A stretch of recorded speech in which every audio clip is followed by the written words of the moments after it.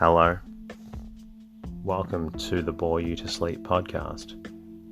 The podcast that will hopefully help you get to sleep. I am going to read an open source book, one that is not particularly interesting, but one that is hopefully boring enough to get you to sleep.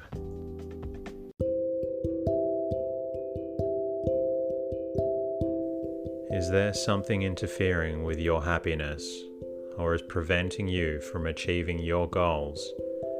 I know there have been times in my life where I've struggled with sleeplessness, which is why I strive to help people everywhere with theirs.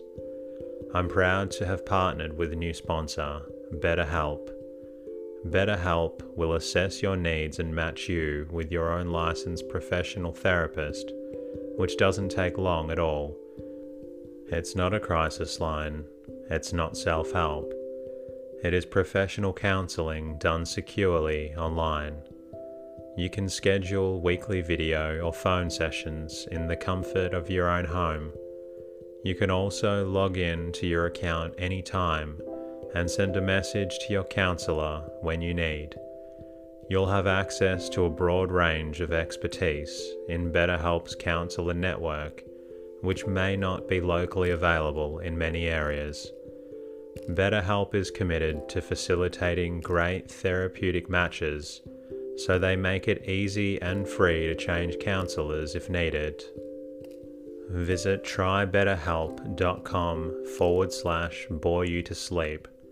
That's trybetterhelp, and join over 500,000 people taking charge of their mental health.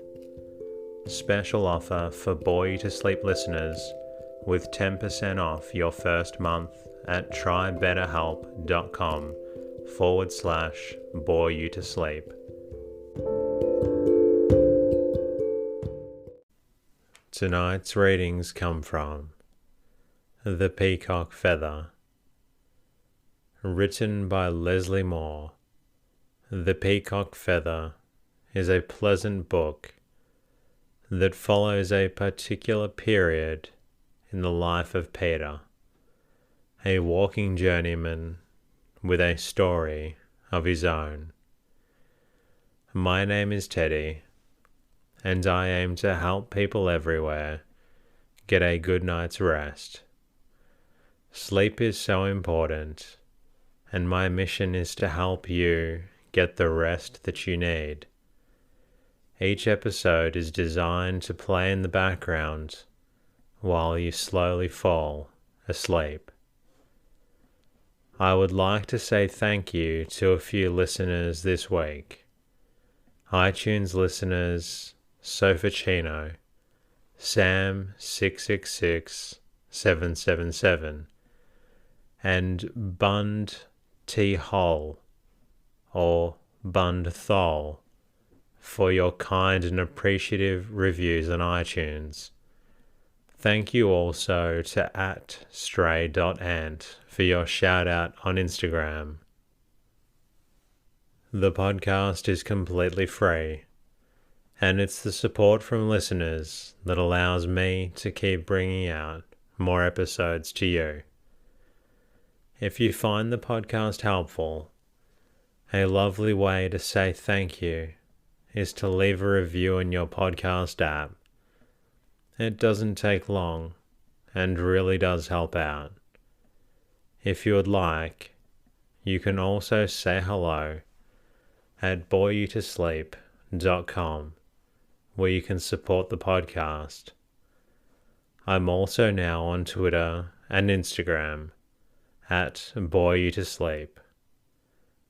In the meantime, lie back, relax, and enjoy the readings. The Peacock Feather, Prologue. It was sunset.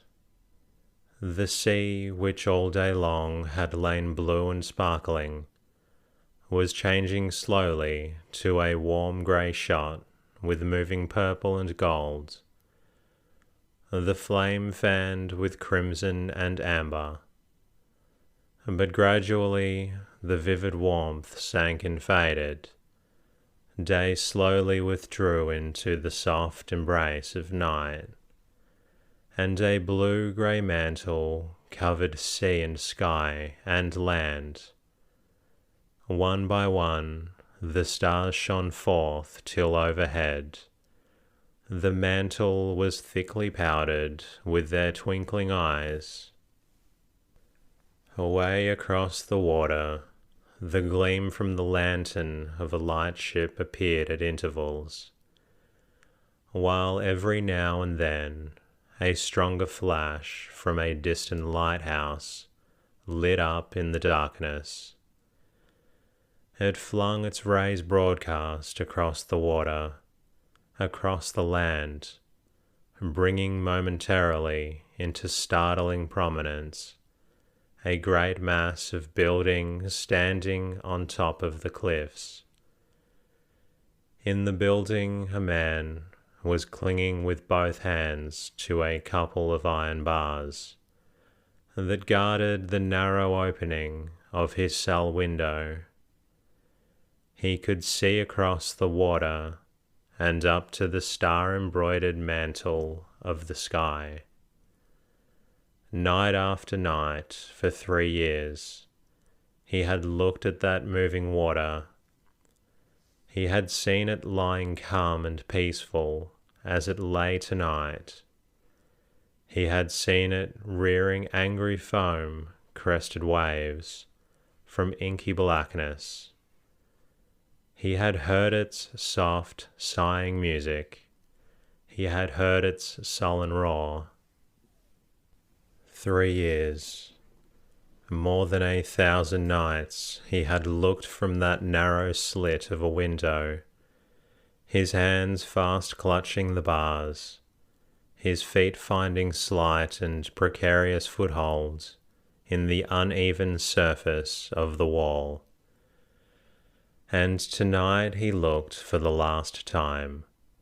Tomorrow he would be free, free as the seagulls which circled and dipped in the water along the rocky coast or rose screaming and battling against the tearing winds. He slipped down from the window and crossed to his pallet bed. Free until tonight, he had never even dared to whisper that word to his inmost soul. Throughout the long 3 years, he had been refused and let himself to think more than one day for the moment. He had held his mind in close confinement, a confinement even more stringent than that to which his body was subjected. Now, in that little cell, he opened the windows of his soul and let his mind go forth. Radiant, exuberant, it escaped from its cage. It came forth singing a Te Deum. Only a few more hours and dawn would break. His body would know the liberty he had already given to his mind. He was too happy to sleep. He lay wakeful and very still on his bed, the silence only occasionally broken by the footfall of a warder in the passage outside. The night wore on. Gradually the stars dropped back one by one into the sky, and away in the east a streak of saffron light appeared. It was day at last. 6 hours later, a man was walking along a country road. His step was light and his face held up to meet the fresh March wind that was blowing across the fields and hedges. Daffodils nodded their golden heads at him from the banks as he passed, and tiny green buds on the brown branches were pushing forward to the light. The whole world was vital, radiant, teeming with growth. The man held one hand in the pocket of his grey flannel coat, his fingers pressing on two envelopes which lay there.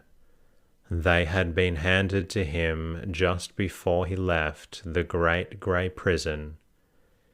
He had not yet opened them. For one thing, he wanted to put a certain distance between his present self and the past 3 years before he broke the seals.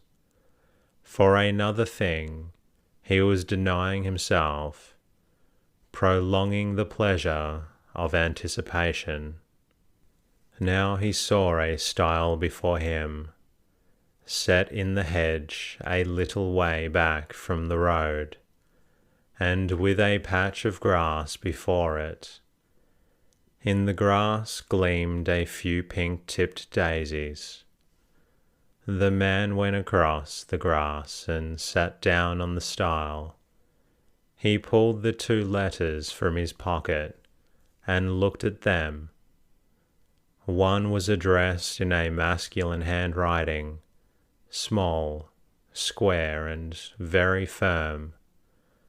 The other writing was delicate but larger. It was evidently that of a woman. He opened the firmly addressed envelope first, and pulled out its contents. A strip of pink paper fluttered to the ground, falling among the daisies. He picked it up without looking at it while he read the contents of the letter. I have no desire that you should starve, and therefore send you the enclosed. Kindly understand, however, that I do not wish to see you for the present. When you have partially blotted out the past by obtaining decent work and proving your repentance, I will consider this decision. Richard Carden. The cheque was for £200. The man laughed, but the sound of his laugh was not very pleasant. He broke the seal of the second letter. I did not write before the letter ran, because I did not want to see you brood over what I have to say, though you must have known that my saying it was inevitable. Of course you have known from the first that you have by your own conduct put an end to our engagement. I did not write at once and tell you so myself, for fear of adding to your pain. But you must have understood. You will not attempt to see me or write to me. It would be quite useless. I am going to be married in 3 weeks' time. I am very sorry for you, and I would have helped you if I could. But you must see for yourself it is impossible. There is nothing now to say, but goodbye. M. When the man had finished reading, he sat very still, so still that a robin hopped down near him and began investigating the toe of his boot. Finding nothing in a piece of black leather of interest, it flew up to the hedge and regarded the motionless figure with round, beady eyes. At last the figure moved. The robin flew a couple of yards farther away, then perched again to watch. It saw the man tearing white and pink paper into very small pieces. Then it saw him bend down and dig a hole in the earth with a clasp knife. It saw him place the pieces of torn paper in the hole and replace the earth. which he pressed firmly down. Then it heard the man speak. At least I will give the past a decent burial. The robin did not understand the words. What has a happy little red breast to do with either the past or the future? The moment is quite enough. Then the man stood up, and the robin saw his face. It had grown much older in the last 20 minutes. And now, said the man jauntily, though his eyes belied the carelessness of the words, for the open road. Perhaps the robin understood that speech. At any rate, it sang a sweet, sturdy song of Amen. Chapter 1. The Piper. Peter was sitting under a hedge, playing on a penny whistle. Behind him was a bush, snowy with the white flowers of the hawthorn. In front of him was a field, warm with the gold of buttercups. Away in a distant valley were the roofs of cottages and farmhouses. The smoke from one of its chimney rose thin and blue in the still air. It was all very peaceful, ideally English. Peter was an artist. It seemed almost incredible that a tin instrument which could be purchased for a penny could be made to produce such sounds. He was playing a joyous lilt. You could hear the song of birds and feel the soft west wind blowing from distant places, and through it was a measured beat as of feet walking along the open road. Yet under all the gaiety and the light-heartedness lay a strange minor note, a note that somehow found reflection in Peter's blue eyes. Peter finished his tune and put the whistle pipe in his pocket. From a wallet beside him he pulled out a hunch of bread and cheese and a very red and shiny apple. He opened a large clasp knife, cut the hunch of bread in two, and fell to eating slowly. His hands were long-fingered, flexible, and very brown. There was a lean, muscular look about Peter altogether. His clothes were distinctly shabby. They consisted of a pair of grey trousers, very frayed at the edges, and with a patch of some darker material on one knee. A soft white shirt, spotlessly clean, and a loose jacket, grey flannel like trousers.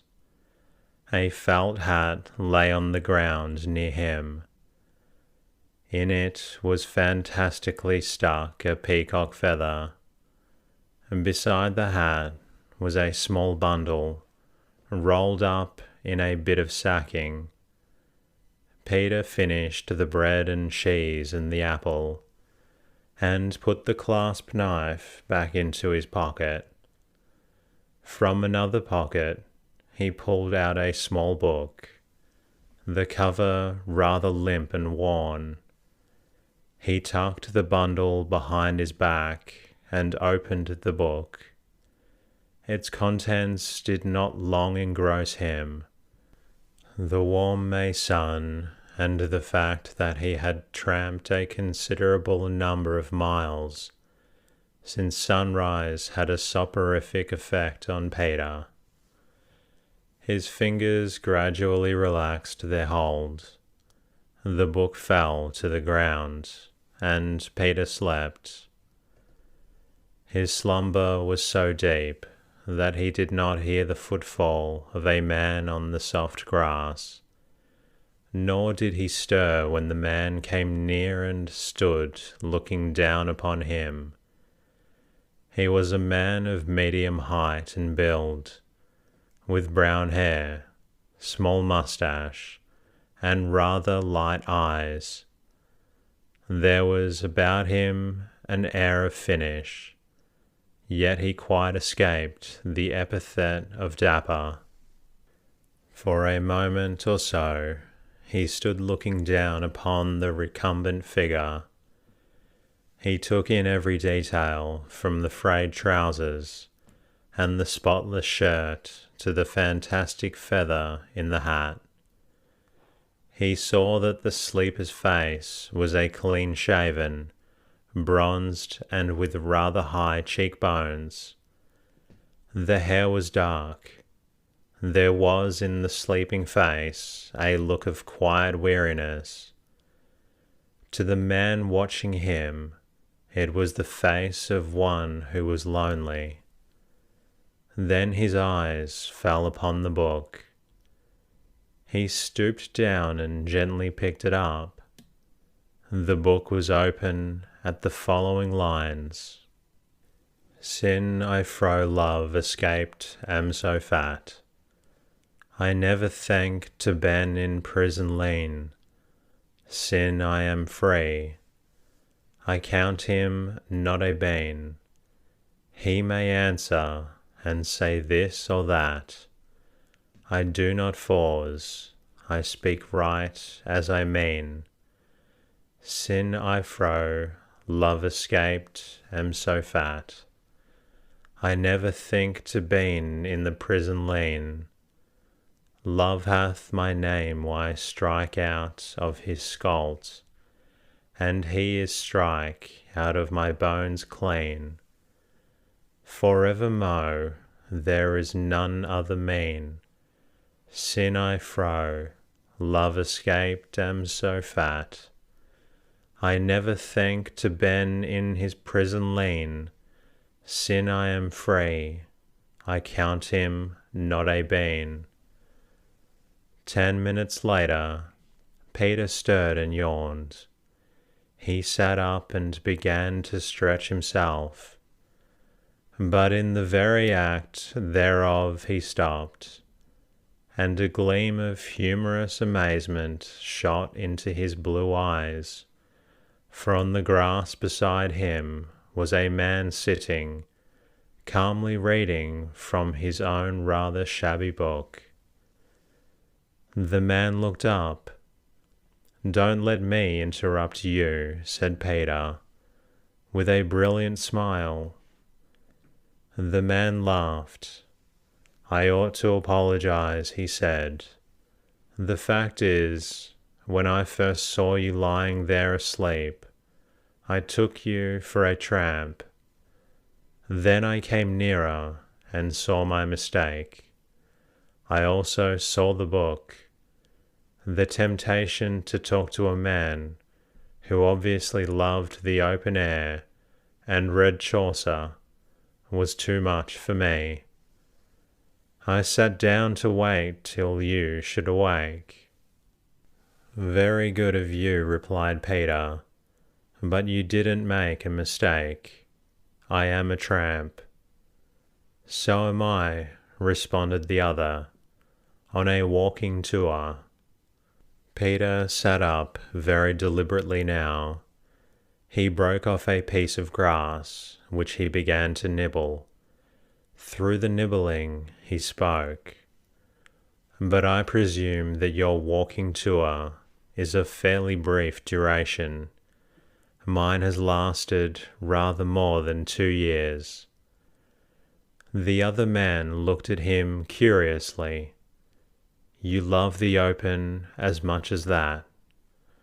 "Oh, I love the open well enough," replied Peter airily, "but that's not the whole reason. I can't afford a roof." Now the very obvious reply to this would have been that Peter, a young man and moreover clearly one of education, might very well work for a roof. But it being so extremely obvious that this was what Peter might do, it was also obvious that there was some excellent reason why he did not do it. The man was silent. Peter appreciated his silence.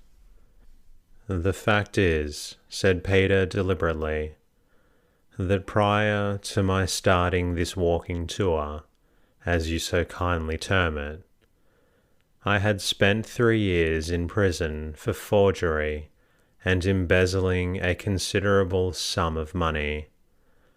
"Ah," said the man quietly, watching him.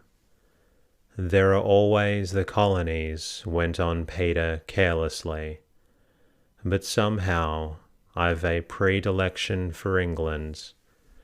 Of course, in England there is the disadvantage that you're bound to produce references if you want work. I mean the kind of work that would appeal to me. I dare say I might get taken on as a day labourer on a farm.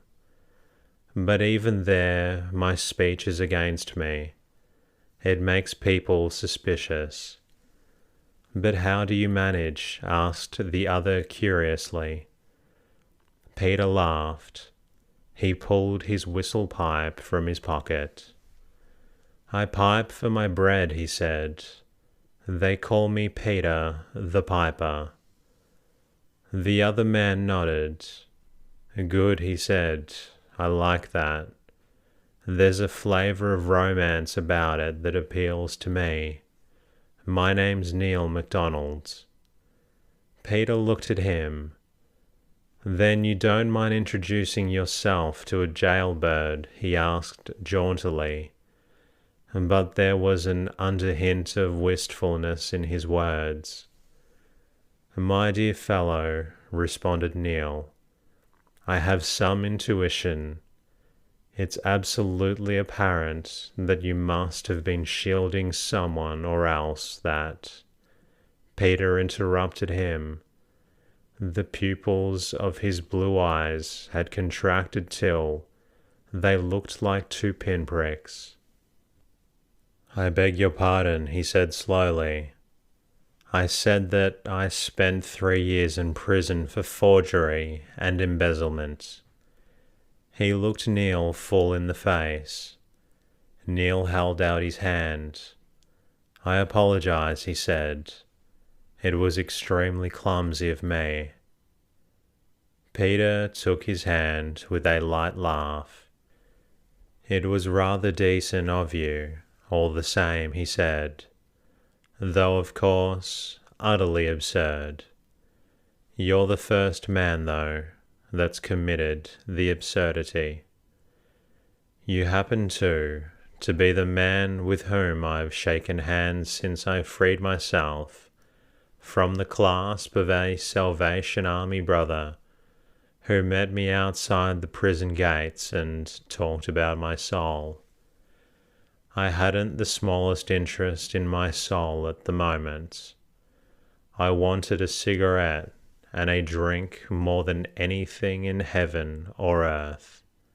He was a good-meaning fellow, of course, but, well, just a little wanting in tact. Of course there were others ready to hold out the hand of pity if I'd asked for it, but there'd have to be something slippery about the touch. The oil of charity doesn't appeal to me." There was a pause. Somewhere in the blueness a lark was singing, an exuberant feathered morsel, pouring forth his very soul in song. Neil broke the silence. "Pipe to me," he said. Peter laughed. He pulled the whistle from his pocket, and his fingers held it very lovingly. He put it to his lips. First there came a couple of clear notes, like a bird call. They repeated themselves in the distance and were answered. Then the air became alive with the joyous warbling of feathered choristers, and through the warbling came the sound of little rills chasing each other over brown stones where fish darted in the sunlight and dragonflies skimmed. Next, across a meadow, one knew it was a meadow, came the sound of little feet and children's laughter, and the sound of the laughter and the babbling of the water and the song of the birds were all mingled in one delicious bubbling melody drawn from the very heart of nature. It came to a pause. You felt the children, the birds, and the brooks hold their breath to listen, and then from the branches of some tree a hidden nightingale sang alone. Peter stopped, wiped the pipe on his sleeve and put it back in his pocket. Marvellous, breathed Neil softly. Again there was a pause, and again it was broken by Neil. I say, will you come back and have lunch with me? There was a frank spontaneity about the question. Again the wistful look crept into Peter's blue eyes. The suggestion coming suddenly was evidently somewhat of a temptation. I believe I'd like to, he said lightly. But, well, asked Neil. Peter shook his head. I think not, he said. There are quite 999 reasons against it, and only one for it. And isn't the reason good enough to counteract the others? Peter laughed. I fancy not. The high road has claimed me. The hedge side is my dining place. The sky my roof. When it is too unkind to me, I seek shelter in a barn. I've struck up a kind of silent intimacy with cows, sheep and horses. I've found them, indeed, quite pleased to welcome me. It must be horribly lonely, said Neil impulsively. Peter looked away across the valley. I wonder, he said.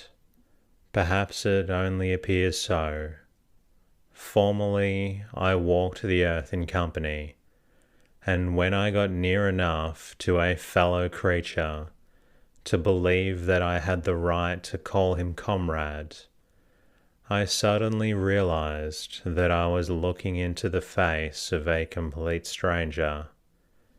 Somehow the loneliness struck deeper home at those moments. Now, well, one just expects nothing. Neil glanced down at the book he was still holding in his hand. Peter smiled. Love hath my name, why strike out of his sklat? And he is strike out of my books clean, forevermore. Sin I am free, I count him not a bane.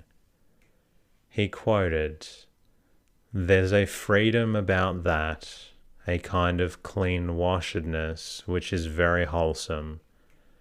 The fresh rain is upon one's face in high places. After a room full of hot house flowers, he stopped. Heaven knows why I am talking to you like this, he said whimsically. I don't fancy, said Neil calmly, that you've ever been really in love. No, smiled Peter. Of course, you think you have, went on Neil. Indeed, smiled Peter again. Oh, I'm not going to argue with you, said the other good-humouredly. Only when the time comes that you do love, just do me the favour to remember what I've said. He is strike out of my books clean, quoted Peter again, looking at Neil lazily. There is, said Neil, such a thing as invisible ink. There are certain words written with it on the pages of our lives. The pages look uncommonly blank, but should they chance to catch certain heat rays, the words written upon them will stand out very black and clear. Humph, said Peter. Wait and see, said Neil. All right, said Peter, and then he got to his feet. He picked up his wallet, bundle, and the hat with the peacock feather. He put it jauntily on his head. I must be moving on, he said. Neil, too, had risen. He held out his limp book. Peter took it and put it in his pocket. Chaucer or you, he said. Which am I to believe? Believe which you like, retorted Neil. Time will bring the proof. I'm glad I met you. He held out his hand.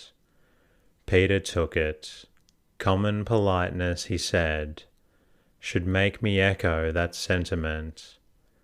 Truth obliges me to hesitate, yet frankly I like you. Perhaps you have sufficient acumen to guess at the reason for my hesitation. Well, goodbye.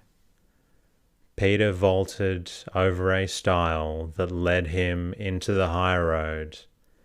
He turned and waved his hat in the direction of the man looking after him, then started off at a swinging pace. 10 minutes took him into the valley, then he began to ascend. Part way up the hill, he turned and looked at the now distant field. Oh damn, he said half ruefully, why the devil did I meet him? And that concludes tonight's readings. I hope you enjoyed listening to that rather pleasant and peaceful story about Peter. I hope you're also feeling a little drowsy. If you're not quite drowsy yet, please feel free to listen to another episode. In the meantime, I'll be